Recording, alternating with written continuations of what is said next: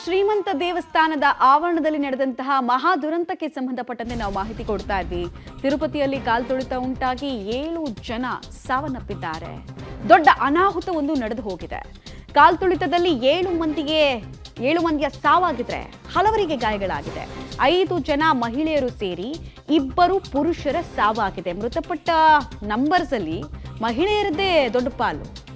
ರಾಜ್ಯದವರು ಒಬ್ರು ಸಾವನ್ನಪ್ಪಿದ್ದಾರೆ. ವಿಶಾಖಪಟ್ಟಣದ ರಜನಿ, ಲಾವಣ್ಯ, ಶಾಂತಿ, ಸೇಲಂ ಮೂಲದ ಮಲ್ಲಿಕಾ, ನರಸೀಪಟ್ಟಣದ ನಾಯ್ಡು ಮೃತಪಟ್ಟಂತಹ ದುರ್ದೈವಿಗಳು ಅನ್ನೋದು ಗೊತ್ತಾಗ್ತಾ ಇದೆ. ಕರ್ನಾಟಕ, ತಮಿಳುನಾಡು ಮತ್ತು ಆಂಧ್ರ ಪ್ರದೇಶದ ಭಕ್ತಾದಿಗಳ ಸಾವಾಗಿರೋದು. ನಮ್ಮ ಕರ್ನಾಟಕದವರೊಬ್ರು ಕೂಡ ಪ್ರಾಣ ಕಳ್ಕೊಂಡಿದ್ದಾರೆ, ಬಳ್ಳಾರಿ ಮೂಲದವರು ಅನ್ನೋದು ಈಗ ಗೊತ್ತಾಗ್ತಾ ಇರುವಂತಹ ಮಾಹಿತಿ. ಏನೇ ಆಗಲಿ, ಅಷ್ಟು ದೊಡ್ಡ ಕ್ರೌಡ್ ಬರಬೇಕಾದ್ರೆ ನಮ್ಮ ಪರಿಸ್ಥಿತಿ ಕೈಮೀರಿ ನಡೀತು ಘಟನೆ ಅಂತೆಲ್ಲ ಹೇಳೋದು ಸರಿಯಲ್ಲ. ಅವ್ರಿಗೆ ಗೊತ್ತಿರುತ್ತೆ ಅಲ್ವಾ, ಲಕ್ಷ ಸಂಖ್ಯೆಯಲ್ಲಿ ಜನ ಬರ್ತಾರೆ, ಸಾವಿರಾರು ಸಂಖ್ಯೆಯಲ್ಲಿ ಟೋಕನ್ ಅನ್ನು ಬಯಸ್ತಾರೆ. ಟೋಕನ್ ವ್ಯವಸ್ಥೆ ಮಾಡಿದ್ಮೇಲೆ ನಮಗೂ ಬೇಕು ಈ ವೈಕುಂಠ ದ್ವಾರದ ದರ್ಶನದ ಇಂಪ್ಯಾಕ್ಟ್ ಏನು ಅನ್ನೋದು ನಮ್ಮೆಲ್ಲರಿಗೂ ಗೊತ್ತಿದೆ. ಹಿಂದುತ್ವವನ್ನು ನಂಬೋರು, ದೇವರಲ್ಲಿ ಅಪಾರ ನಂಬಿಕೆ ಇರೋರು.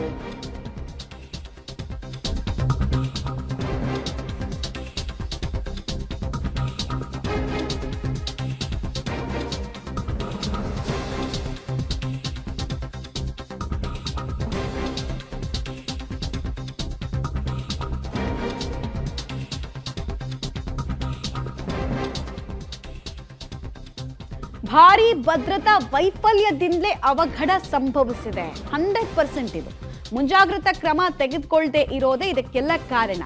ಸಿಎಂ ಚಂದ್ರಬಾಬು ನಾಯ್ಡು ಅವರು ತಿರುಪತಿಗೆ ಭೇಟಿ ನೀಡೋದ್ರ ಬಗ್ಗೆ ಕೂಡ ಟಿಟಿಡಿ ಅಧ್ಯಕ್ಷರು ಮಾಹಿತಿ ಕೊಟ್ಟಿದ್ದಾರೆ. ಘಟನೆ ಕುರಿತು ಚಂದ್ರಬಾಬು ನಾಯ್ಡು ಅವರು ಇನ್ನಷ್ಟು ಮಾಹಿತಿಯನ್ನು ನಿಮಗೆ ಕೊಡ್ತಾರೆ ಅಂತ ಕೂಡ ಬೋರ್ಡ್ ಅಧ್ಯಕ್ಷ BR ನಾಯ್ಡು ಅವರು ಮಾಹಿತಿಯನ್ನ ಕೊಟ್ಟಿದ್ದಾರೆ.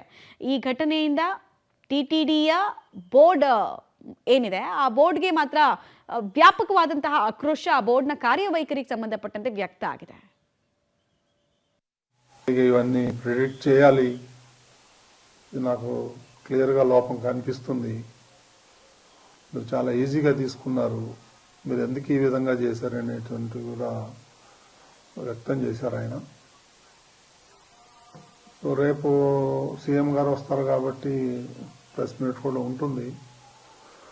ఇంకా రేపే సీఎం గారే వీటన్నిటికీ అడ్రస్ చేస్తాడని అనుకుంటున్నాను కదా. చేసేదంతా కూడా అధికారులే కదా, ఇంకెవరికి బాధ్యత ఉంటుంది. ముందర రోజు నిన్న కూడా నేను మీటింగ్ కాల్ఫర్ చేశాను అధికారులతో. ఏం చేస్తున్నారు ఏంటి నేను అడగటం కూడా జరిగింది.